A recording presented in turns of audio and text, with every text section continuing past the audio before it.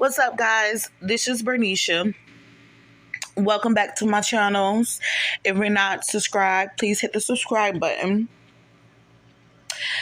Okay, so first things first, I just want to say thank you to all of you guys for watching my last 3 recaps on Baddies West. Okay, so now this week we're going to get into episode 14. Okay, so this is the last episode before the reunion, which I wish we could just skip all the way past this motherfucker and get straight to the reunion. There's been so many clips and lives and things released about how the reunion's going down, so we pretty much got an idea of where things are headed. But I couldn't completely sleep on episode 14, okay? There was some interesting things that, some things that I found quite interesting about episode 14. So we're going to go ahead and get into this. All right? Okay, so, of course, in true Zeus fashion, they drag out this long ass fight incident. Okay, so this whole fight incident don't lasted like 3 fucking episodes. Now we got the beginning, the middle, the end, all the fucking footage that they possibly could have about this fight situation. I'm pretty sure it's been released to the streets right now. Okay, so now in this clip that they released, with the fight situation, you see, Tommy, she's snatching Stunna Girl. Of course, the scene that I was telling you guys about when the security guard had grabbed Stunna Girl, turned her around, trying to pull her away from a fight. And then Tommy, catches her, right? So Stunna Girl barely lifts her head. And, here goes Tommy sticking her, right? So what we didn't see last time was after Tommy started sticking Stunna Girl ass, one of Stunna Girl's friends was sticking Tommy. So it was kind of like, bitch, it was kind of playing like hot potato. One bitch punched the other one on top of the head. Somebody else come punching her. Either way, that whole damn scene ended up being a fucking mess. It kind of reconfirmed my thing with Tommy, where I feel like she just fucking for the TV.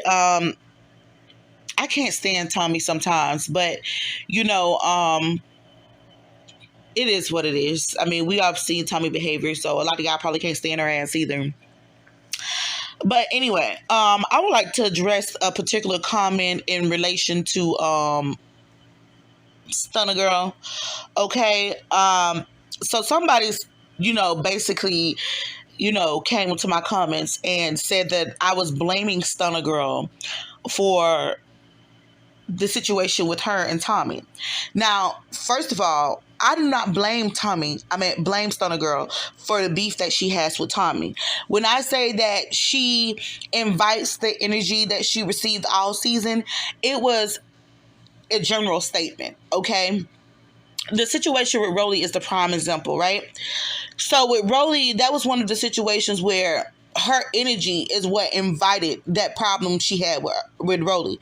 Because had she just got into it with whoever she got into it with and not start sending out motherfucking smoke signals for any other bitch, talk about whoever else can get it, you basically inviting any other motherfucker who also think that they're bad, which everybody on that bus thinks that they're bad. You are inviting them to come fuck with you. And like I said, I don't give a fuck who it is and what situation. If you walk in there, walk into a room with this whole mentality like, oh, I could beat every bitch in here. You know what I'm saying? And I'm not saying that you can't think like that, but to carry that type of energy on your sleeve, it's always going to be somebody out there who think that they are bigger and better than you. You feel me? There's always going to be someone out there who can stick it to your ass because there's someone for everyone. You feel me? So my thing is with Stunna Girl, she from the streets, but that's not where she is right now. Okay? That's not where she is right now. She's self-proclaiming herself as a millionaire. If any one of you guys have listened to any live that Stunna Girl made, this bitch claims that she lives in a penthouse, okay? You don't it, from where I stand, she need to act her fucking wage, okay? If you not on the motherfucking gutter streets and gotta get it how you live, if you not living that life still, then stop acting like you still in the motherfucking trenches, bitch.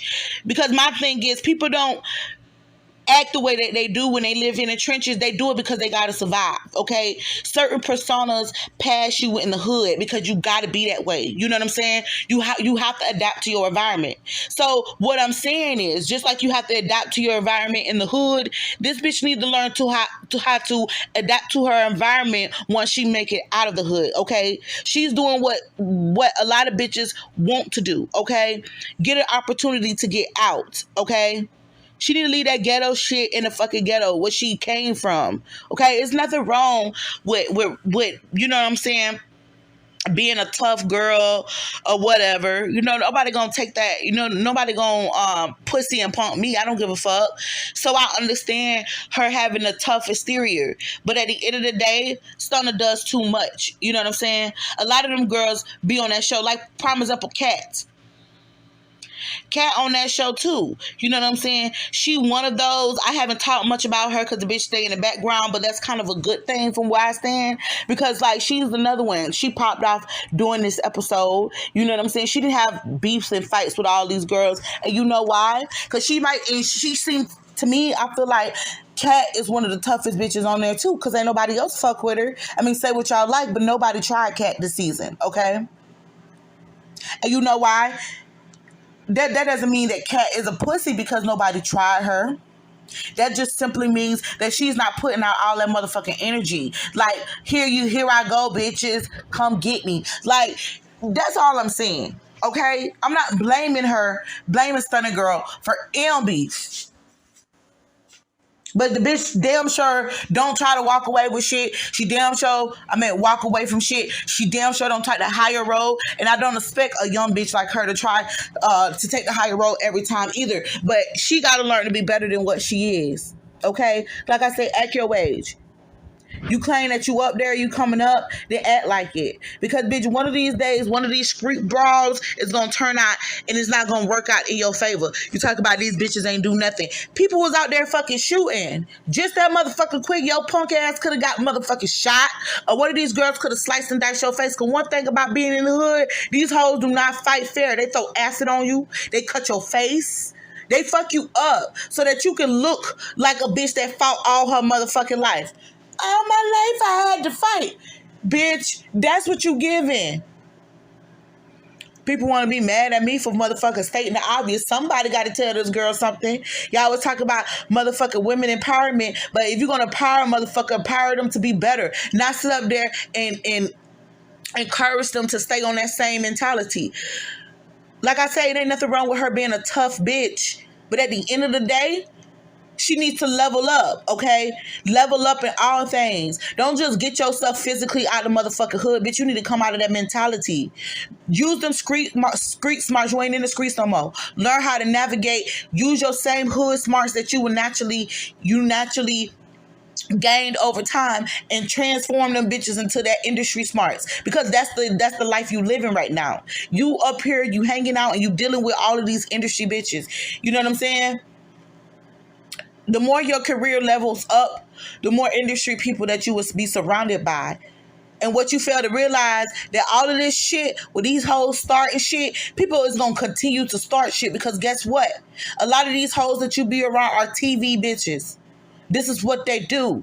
Okay? But do you think any one of these bitches is out here continuously catching body counts? Shit, Tommy got like 49 fucking mug shots.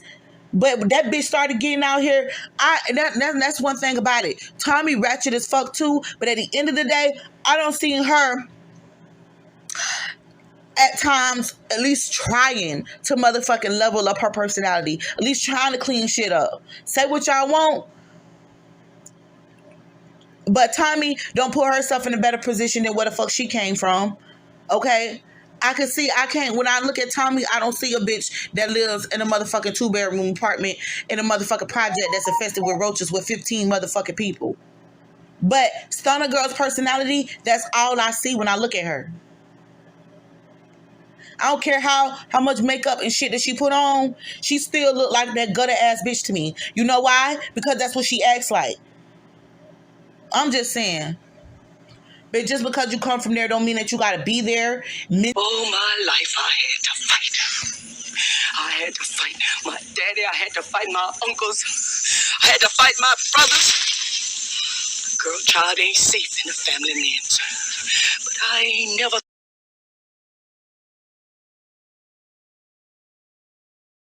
So, anyway, child, moving on. So, the club ended up getting mace, or they threw a mace bomb, and so everybody come running out the club. So you have Rollie ass. She come running out. She crying, falling all over the place. Motherfucking about to have a whole fucking heart attack. And for the life of me, I couldn't figure out, like, y'all bitches supposed to be hood. Like, tell me why y'all hear a few gunshots and get exposed to a little bit of mace, and now all of a sudden you're traumatized. Like, I didn't understand that at all. With all this fucking coughing, and they was doing too much. And speaking of doing too much, so Rollie, back to her. So she come out the club, fucking falling out, crying, having a whole fucking panic attack. So then she gets up and goes to lay down in her bed, start a girlfriend. And why the fuck is this bitch on the bus in the first place? I don't know. But her friend, one of her friends, is sitting on Rollie's bed. So then Rollie snatches her off the bed. Bitch, I'm dying laughing. I was like, how the fuck you go from coughing? Do not start with me right now. Gagging for your life for snatching a bitch. Like, how does that happen? I go to the back of the bus and I see a meth head sitting on my bed and it won't move off my bed after I told it to get up. And you know, these meth heads, you know, when they don't have their drugs, they get a little kooky. So Rollie ends up getting into a little scruffle with the girl. She ended up snatching the girl up off the bed. And I guess in the process, so Natalie, in the process of all the bullshit going on, so Rollie's scruffling with the girl, and Natalie comes out of nowhere and attacks the girl as well. Now, I had to watch this shit twice because in my head, the first time I watched the scene, right, I'm like, why the fuck is Natalie so hype? Like, she's doing the most right now. Like, why is she so hype? Child, when I went back and looked the second time, I was trying to figure out who the fuck was that nigga that was sitting with Natalie. Bitch, I had to look real good because I was like, first of all, he didn't look like Zeus Cass. He was no Zeus employee. And not only that, he was like laying on her. He was kind of like leaning down, laying on her. I was like, okay, bitch. Okay. With your nasty ass. You know you're a whole ass married woman out here. And you let Zeus catch your ass slipping like that. Ooh, Zeus so messy. Zeus is so messy. And then another thing. That fucking outfit. See, Natalie is suffering. You know what? I'll hold that thought for right now. I'll hold that thought.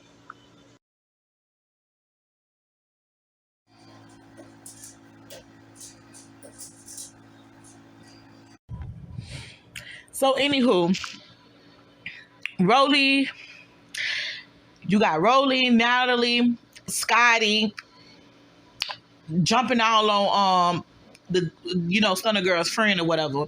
My thing is Stunna Girl had a couple bitches with her that was bumping, but who the fuck was this bitch? Like, how you gonna be, bitch? That's why she got her ass whooped. Because first of all, you supposed to be there with Stunna Girl. You supposed to be your ass outside of that bus getting active. While that girl was still out there getting active, your ass should have been out there activated too, bitch. I don't know why the fuck you go high on the bus like you safe. Just to get your ass drug off the motherfucking bus.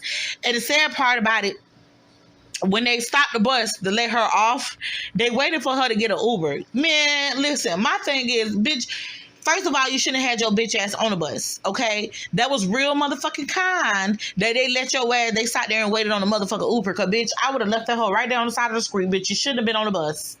You are not the cast. You are not employee. There's no reason for you to be your ass on the bus, especially if Stunner Girl wasn't on the bus. I didn't understand why she had her ass on the high and thinking it was safe just to get her ass whooped and put out. Didn't make no sense. But anywho, on to the next scene.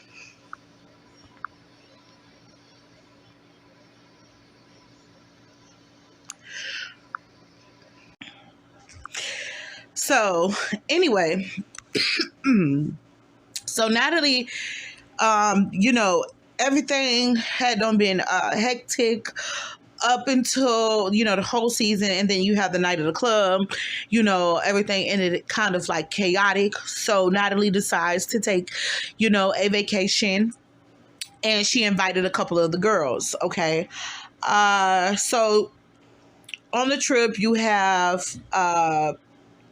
Rollie, Scotty, in Low London. Okay, so it's Natalie, Rollie, Scotty in Low London.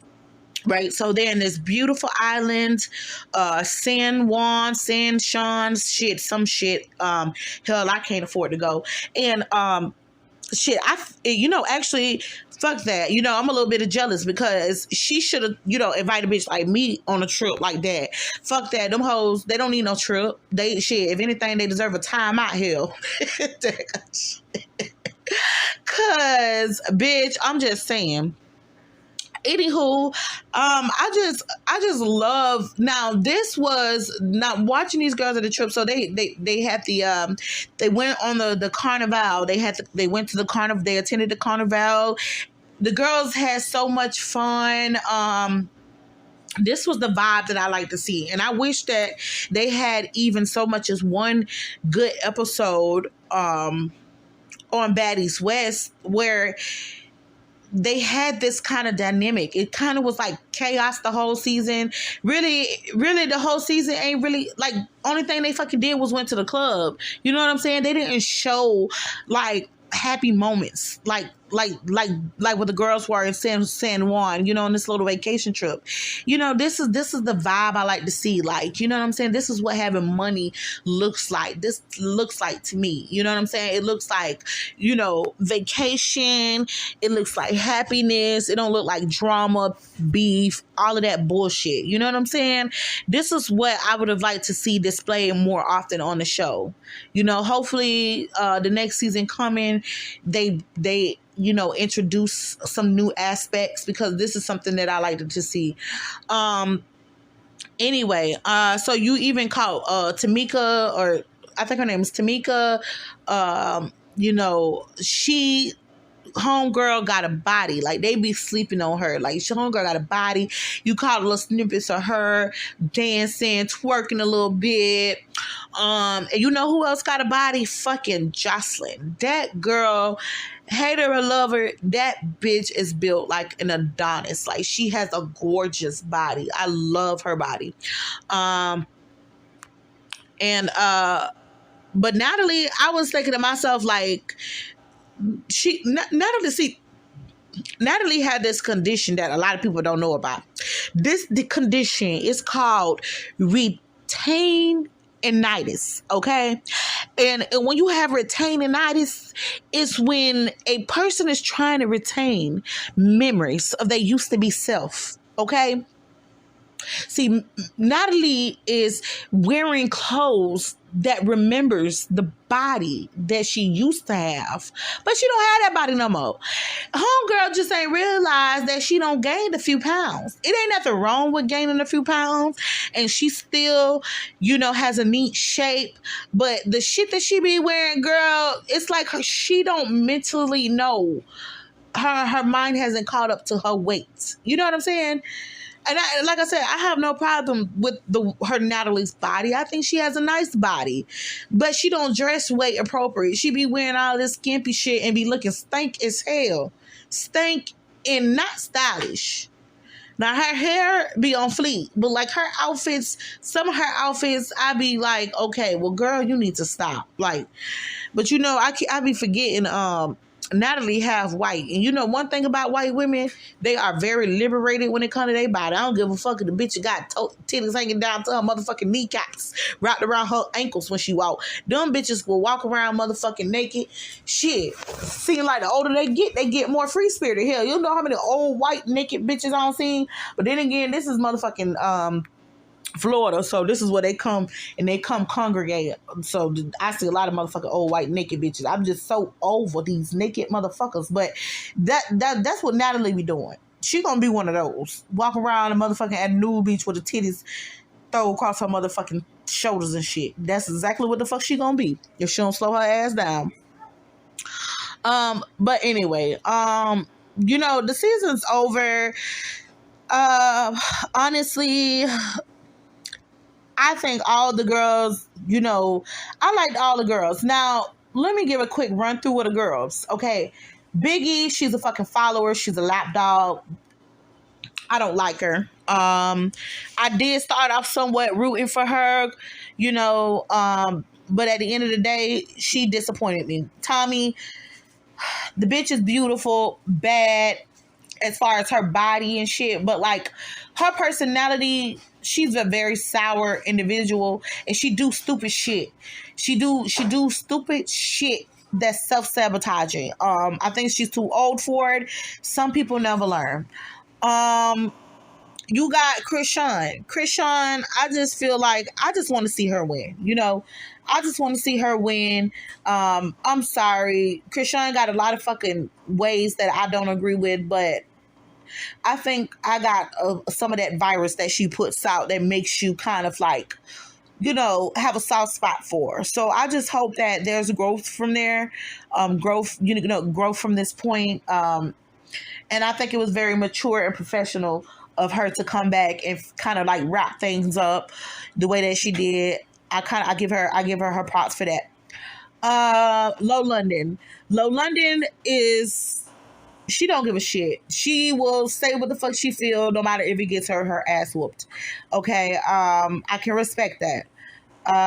And I do think she probably would be a good fit for season 4, for the simple fact that she stayed writing checks. You know, her mouth stayed writing checks that her ass can't cash.